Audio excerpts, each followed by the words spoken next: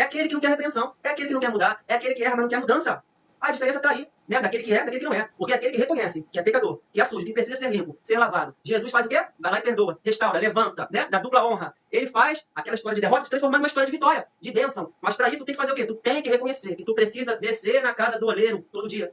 Ser quebrado, deixar Deus te quebrar, te refazer num vaso novo, te esmiuçar, né? Tem pessoas que acham que pode tudo, tu não pode nada. Tu não é nada sem Jesus. Tu não fica de pé se não for Jesus. Tu não tem fôlego de vida se não for Jesus. Quem sou eu se não for Jesus? Eu não sou nada, eu não sou ninguém. Até para eu abrir a boca para dar essa palavra aqui, é Jesus que está me usando, é o Espírito Santo que está me usando para falar para você que não é bom você ficar no caminho irrepreensível. Queira a repreensão, queira a mudança. Deus, né? Ele corrige o filho que ele ama. Ele não passa a mão na cabeça de ninguém, nem na minha, né? Ele fala primeiro comigo, para depois falar com vocês. A palavra bate em mim primeiro.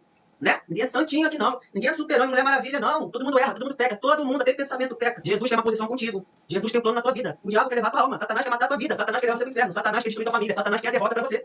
Mas Jesus tem vida pra te dar. Vida com abundância. Vida, saúde, paz, alegria.